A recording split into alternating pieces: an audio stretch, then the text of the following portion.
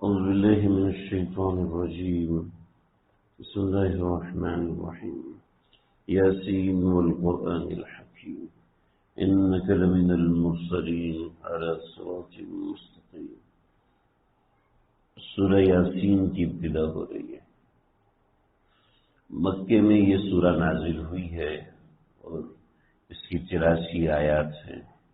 آپ علیہ السلام نے اس سورہ کے بارے میں بہت سی باتیں ارشاد فرمائی اور عظیم الشان باتیں ہیں.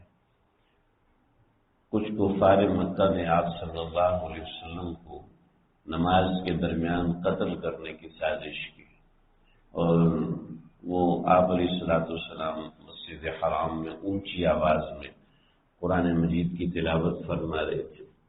تو یہ لوگ آپ کی طرف بھاگے ہیں اور ان کے ہاتھ میں اٹھے ہوئے تھے اور ہاتھوں میں کچھ ہتھیار تھے. تو ان کے ہاتھ یہیں سے ان کی گردنوں سے چپک گئے.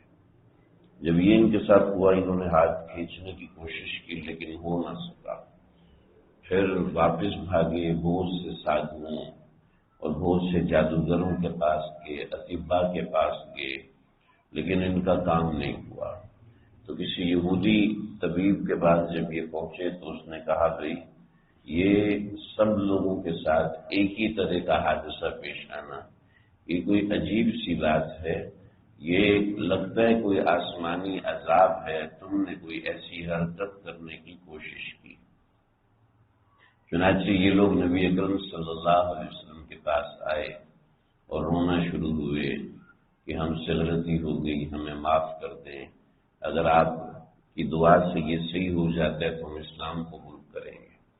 یہ آپ صلی اللہ علیہ وسلم سے باتیں کر ہی رہے تھے تو اسی وقت میں سورہ یاسین کی ابتدائی آیات نازل ہوئیں اور آیات نازل ہوتے ہی ان کے ہاتھ کھلنا شروع ہو گئے اور جیسے جیسے ہاتھ کھلنے لگے ویسے ویسے وہ لوگ اٹھ کے جانے لگے اور کسی نے بھی اسلام قبول نہیں کیا. تو ان کے شان نزول کے حوالے سے تو یہ چیز ہے. ان آیات کے نازل ہوتے ہی فرمایا آپ نے کہ ہر چیز کا ایک دل ہوتا ہے، قرآن کا دل یہ والی آیات ہے. چنانچہ کوئی بھی مہم اور مشکل کام ہو اس سورہ کو پڑھ لیا جائے اس کی ابتدا میں تو مشکل کام آسان ہو جاتا ہے. یعنی اس کی برکت سے مشکل کام اللہ رب العزت آسان فرما دیتے ہیں. اور میں جو ایک مرتبہ سورہ یاسین پڑھ لیتا ہے اس کو 10 قرآن پاک پڑھنے کا ثواب ملتا ہے.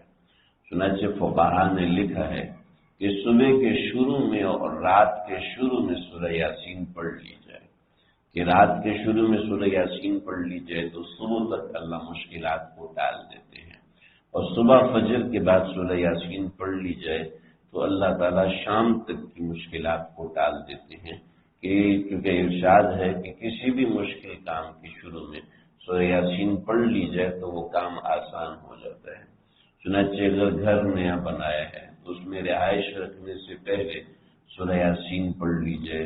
دکان نئی کھولی ہے، کوئی کاروباری ڈیل نئی کی ہے، اس کو شروع کرنے سے پہلے سورہ یاسین پڑھ لی جائے کہ آپ صلی اللہ علیہ وسلم کے ارشاد مبارک کی برکت اس کو اپنے اس کام میں محسوس ہوگی.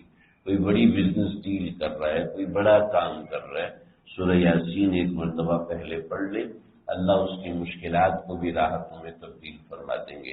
پھر اس کا مشاہدہ بھی کروایا. ہجرت کا سفر سب سے زیادہ مشکل تھا. چنانچہ آپ صلی اللہ علیہ وسلم جب باہر نکلے ہیں تو آپ صلی اللہ علیہ وسلم سورہ یاسین کی تلاوت فرما رہے تھے. وہ تلاوت کا اثر ایسا تھا کہ دروازہ ہے، یہ دروازہ ہے، اس دروازے کے سامنے 17 لوگ گھیرا ڈال کے کھڑے ہوئے ہیں اور آپ صلی اللہ علیہ وسلم کو نکلتے وقت وہ نظر آپ صلی اللہ علیہ وسلم نکلتے وقت ان کو نظر ہی دیا ہے. یعنی ایسا اس صورت کی کرامت ہے، ایسا اس صورت کا کمال ہے. میں مسلمان کیسے ہوا، یہ نسیم سحر کے جھونکے ایک کتاب ہے، اس میں مولانا کلیم علی صدیقی صاحب دامت برکاتہم انڈیا کے بہت بڑے عالم ہیں اور حضرت کے ہاتھ پہ کئی لوگ مسلمان ہوئے. تو یہ تقریباً 8-9 جلدیں اس کتاب کی ہو چکی ہیں. ایک ہندو جو کہ پنڈت تھا اور مسلمان ہوا تو اس نے بتایا کہ چونکہ ان کے سادھو اور جوگی اتنی کثرت سے ہوتے ہیں تو تو ان کے سارے کام ہی جادو ٹونے پہ چلتے ہیں.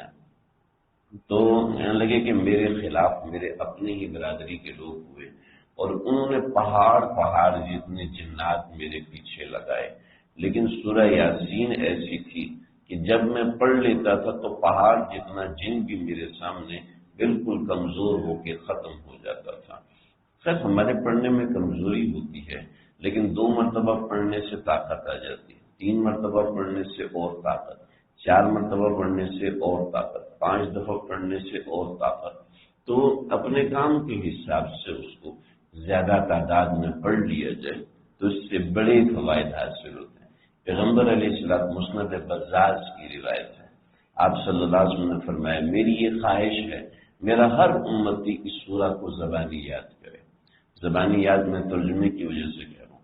آپ نے فرمایا میری خواہش ہے میری امت کا ہر فرد اس سورت کو یاد کرے، یعنی زبانی یاد کرے.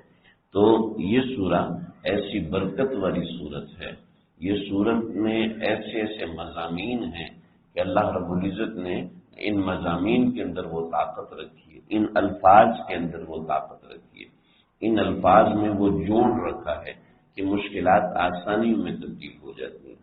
یہ ایسے ہوتا ہے، ایک مولانا رومی رحمۃ اللہ علیہ نے قصہ لکھا ہے کہ ایک وزیر اور ایک بادشاہ ایک اللہ والے کے پاس گئے کہ بھئی مجھے یہ تکلیف ہے تو آپ سنا ہے دم کرتے ہیں تو آپ دم کرتے ہیں. تو بادشاہ سلامت انہوں نے دم کیا تو وہ ٹھیک ہوئے. تو وزیر کہنے لگے بادشاہ سلامت یہ تو بات سمجھ میں نہیں آتی، اتنی دوائی آپ نے کھائی آرام دیا، انہوں نے دم کیا کیسے ٹھیک، میں اس بات کو کیسے سمجھوں. تو اس بزرگ نے ان کو کہا کہ وزیر صاحب آپ بہت ہی بے وقوف اور گھٹیا قسم کے انسان، آپ کو عقل ہی نہیں ایسی اب بادشاہ کے ساتھ بیٹھے. تو وزیر کا چہرہ تو غصے سے سرخ ہو گئی، مجھ سے کیوں جب ان سے سوال کیا جائے ان کو غصہ چڑھ جاتا ہے، بدتمیزی کرنے لگتے ہیں. تو بادشاہ بھی حیران ہوئے کہ بھائی اللہ والوں کے اخلاق تو اچھے ہوتے ہیں، آپ کس طریقے سے بات کر رہے ہیں. تو بادشاہ سلامت بات کرنے کا ایک منشا اور مقصد ہے. الف با تا سا یہ الفاظ ہیں، ان سے ملا کے میں نے ایک لفظ بنایا بدتمیز، ایک لفظ بنایا ذلیل، ایک لفظ بنایا بے شرم. یہ چند الفاظ میں نے ان سے کہے کہ ٹھیک ٹھاک آدمی ہے اس کا چہرہ سرخ ہو گیا، اس کو غصہ آنے لگا اور منہ سے جھاگ بہنے لگی. یہ میرے جوڑے ہوئے الفاظ میں طاقت ہے، تو کیا اللہ کے جوڑے ہوئے الفاظ میں طاقت نہیں؟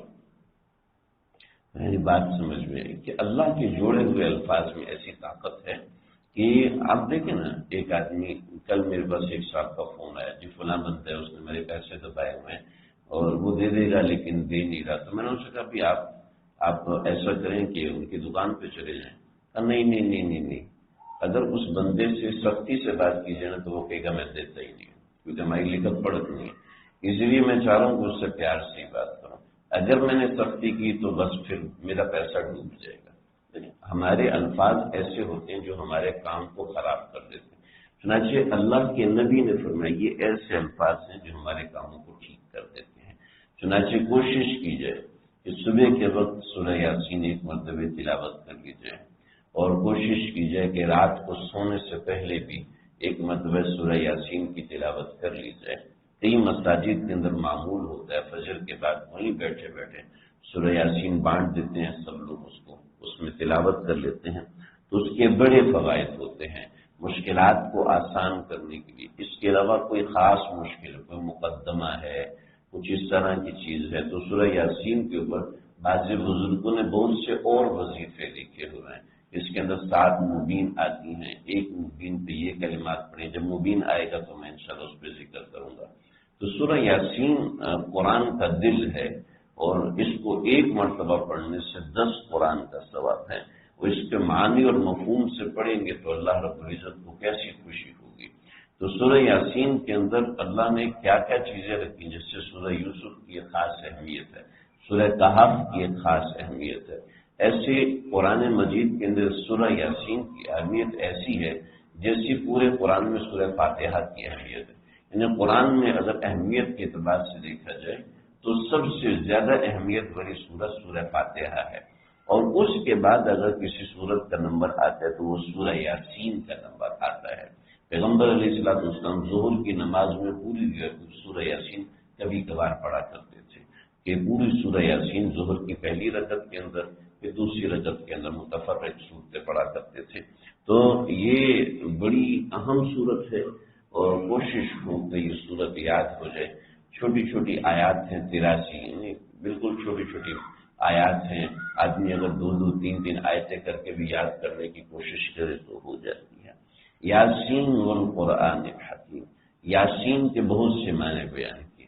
بعض حضرات نے کہا جیسے نون والقلم وما یسطرون، الف لام میم ذالک الکتاب، کاف ہا یا عین صاد۔ بعض حضرات نے کہا جیسے یہ حروف مقطعات ہیں ایسے یاسین بھی حروف مقطعات ہے۔ بعض حضرات نے کہا نہیں، یاسین پیغمبر علیہ السلام کا نام ہے، آپ کو مخاطب کیا گیا ہے۔ مخاطب ایسا کیا گیا کہ سین اور نون، یعنی سین اور نون ہے، لیکن صحیح جو متواتر قرأت ہے وہ صرف سین کہتی ہے، اس میں نون کا اضافہ نہیں ہے۔ یعنی بعضے جیسے ورش رحمۃ اللہ علیہ وہ فرماتے ہیں سین کے درمیان میں ایک نقطہ بھی تھا، تو یہ 2 لفظ تھے سین اور نون۔ یہ سین اور نون پیغمبر کا نام ہے، جس کا مطلب ہے یا افضل البشر، یا اشرف البشر، یا خیر البشر، یعنی سب سے بہترین انسان۔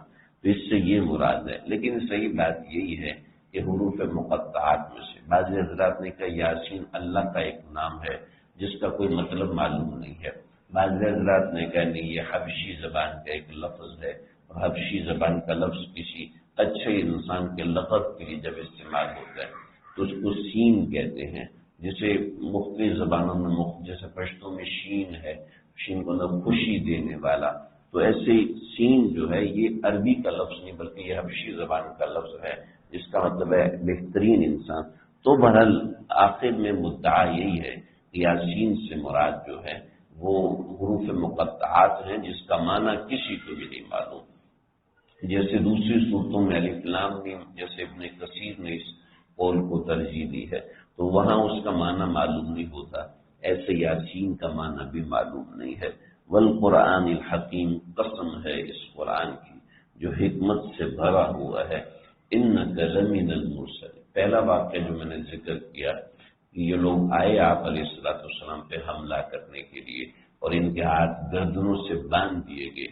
اب وہ لوگ سامنے کھڑے ہیں اور یہ آیات نازل ہو رہی ہیں تو کیا منظر ہوگا، اور سامنے کھڑے ہوئے لوگوں کے ہاتھ کھل رہے ہیں اور قرآن نازل ہو رہا ہے تو کیا حال۔ انک والقرآن الحکیم، حکمت سے بھرے ہوئے اس قرآن کی قسم ہے، انک لمن المرسلین، کہ آپ بے شک پیغمبروں میں سے ہیں، اور کیسے پیغمبر ہیں، علی صراط مستقیم، سیدھے راستے پر ہیں۔